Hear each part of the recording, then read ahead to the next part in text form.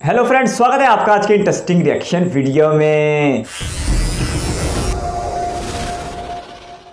Independence struggle के बारे में हमने अपनी हिस्ट्री बुक्स में तो काफी पढ़ा है, बट आजादी के इस अमृत महोत्सव पर मैं काम्या जानी आपको उन जगहों पर लेकर जाना चाहूंगी जो हमारे हिस्ट्री के पेजेस को एक बहुत ही मीनिंगफुल अप्रोच देगा।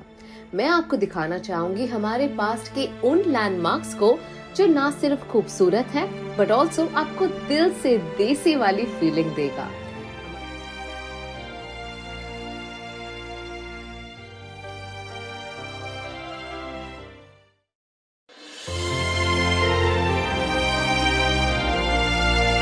मैं आई हूँ दिल्ली में, इंडिया के फर्स्ट वॉर मेमोरियल में, जो डेडिकेटेड है उन शहीदों को जिन्होंने हमारे लिए अपनी जान दे दी। Welcome to National War Memorial in New Delhi. The National War Memorial stands proud in the heart of Delhi.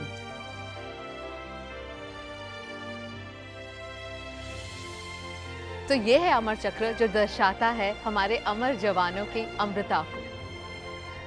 This was built in the year 2018 और इस साल ये मना रहे हैं 3rd एनिवर्सरी। यहाँ का माहौल देखकर मुझे वाकई में अपने देश और देश के काबिल सोल्जर्स पर दोबारा गर्व हुआ। And it evokes such a deep pride within me. I was lucky कि मुझे ये नज़ारा देखने का मौका मिला। हर शाम यहाँ चेंज ऑफ गार्ड्स की सेरेमनी होती है to pay tribute to our unsung heroes. This is such a wonderful experience and change of guard is one ceremony that you definitely don't want to miss.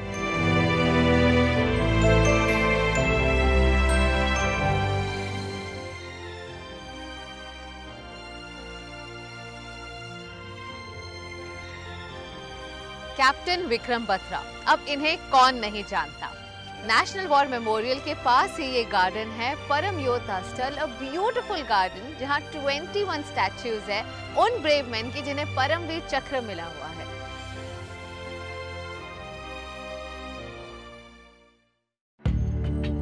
अब चलते हैं उस जगह पर that I didn't even know existed. So I am at National Police Memorial and I am so impressed by this place.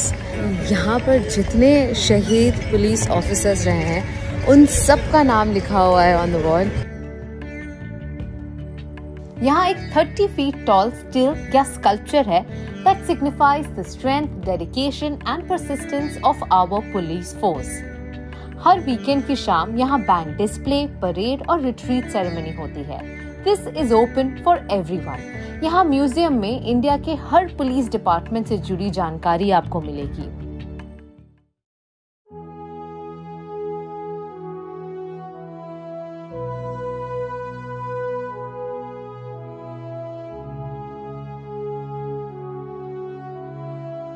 Wow, मुझे बिल्कुल भी idea नहीं था that Delhi has such a beautiful statue of Dr. Baba Saheb Ambedkar. So this is Dr. Ambedkar International Center, which is dedicated to the man who wrote Constitution of India. 3.25 acres में फैला हुआ centre build किया गया है to conduct policy reviews, research and advocacy. इस centre का focus है to reduce socio political and economic inequalities. यहाँ कॉन्फ्रेंस हॉल्स, बड़ी सी लाइब्रेरी है which has over 10,000 books and a huge auditorium. With quotes from Dr. Baba Saheb Ambedkar embedded in the complex, this is an institution that takes you down Indian history.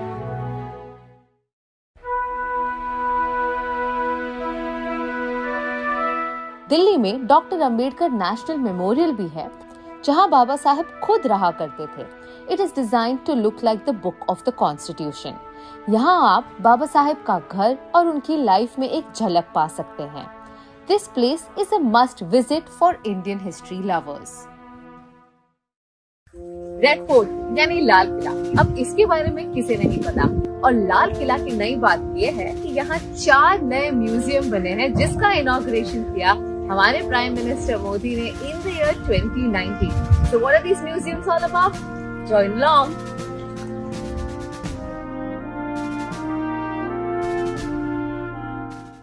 तो इस museum का नाम है आजादी के दीवाने। It's a completely digitised museum. बहुत ही अच्छी तरीके से बना हुआ है। दीवारों पे बहुत सारे कोट्स, बहुत सारे फोटोग्राफ्स डेडिकेटेड है उन अनसंग हीरोज को who may not have made it to the history books but have played a huge role in the independence of India. Let's go to Yaad-e-Jallian Museum, which is a magnificent engineering marvel जो visitors को Jallianwala Bagh massacre का एक virtual experience देता है। तो ये है Netaji Subhash Chandra Bose museum. ये म्यूजियम डॉक्यूमेंट करता है नेताजी की महान कहानी को, starting from his childhood till the freedom struggle. So this is the दृश्य कला म्यूजियम। ये म्यूजियम शोकेस करता है इंडियन आर्ट और कल्चर को जो 3 सेंचुरीज से चलता आ रहा है with an incredible array of over 400 art works. Delhi से दूर अब चलते हैं अमृतसर की ओर to the newly renovated Jallianwala Bagh. Jallianwala Bagh के बारे में हमने अपनी हिस्ट्री बुक्स में तो बहुत पढ़ा है, बट यहाँ आकर I realised what a dreadful event that was. Britishers ने बिना कुछ सोचे समझे हजारों इंडियंस पे ऐसे गोलियां चलाई, यहाँ पे खून की नदियां बह रही थी। There were bodies stacked up one above the other. As you can see, there's a well right there. There's also a wall where you can see all the bullet marks.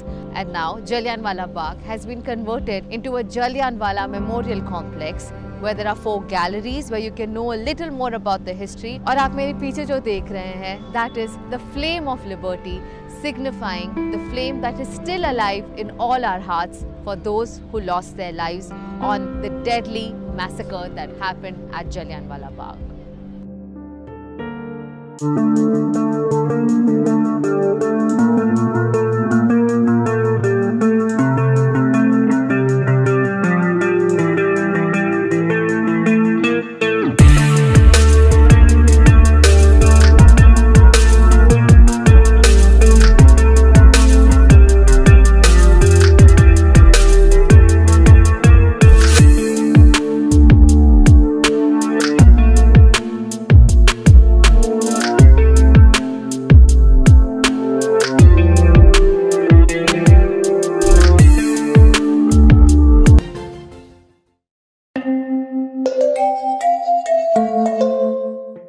Ahmedabad से कुछ घंटे दूर let's go to Kevadia. Where do you think is the tallest statue in the world? America? London? France? It is in India. Welcome to Statue of Unity.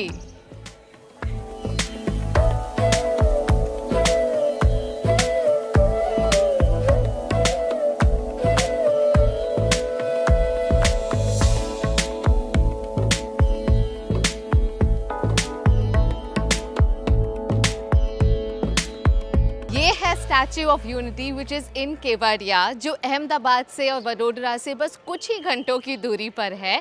एक 597 feet tall statue of Sardar Vallabh भाई पटेल। ये वही नेता है जिन्होंने 562 प्रिंसली स्टेट्स को एक unite कर इनका यूनियन बनाया, और आज ये स्टैच्यू उन्हीं को डेडिकेट करता है जो वर्ल्ड का टॉलेस्ट स्टैच्यू है।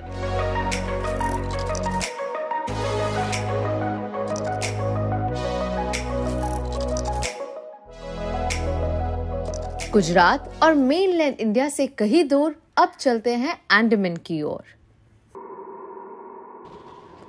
Well, this is considered to be the darkest chapters in the history of India.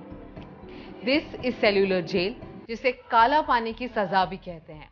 और ये जेल बिल्ड हुआ था सिर्फ एक ही मकसद से, उन फ्रीडम फाइटर्स को टॉर्चर करना जो देश की आज़ादी के लिए लड़ रहे थे।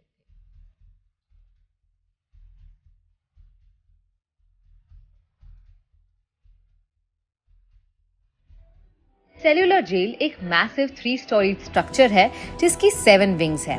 इसका architecture was conceptualised on the basis of Pennsylvania system और सेपरेट सिस्टम थ्योरी।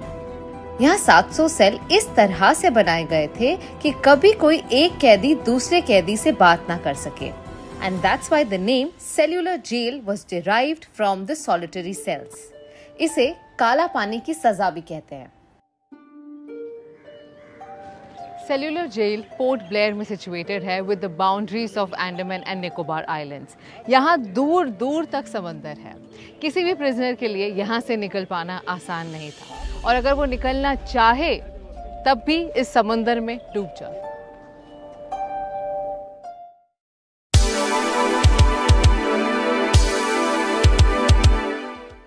(1857) में जब इंडियन सोल्जर्स ब्रिटिशर्स के अगेंस्ट आवाज उठाने लगे, उस आवाज को सप्रेस करने के लिए ब्रिटिशर्स इंडियंस को जेल में डालने लगे और उन्हें ब्रूटली मारने लगे। जब इंडियन जेल्स भर गई, तब उन्होंने सोचा, far from the mainland of India, let's create a penal colony, and that's how Ross Island was discovered. Ross Island has now been renamed as Netaji Subhash Chandra Bose Island in the year 2018 by the government of India.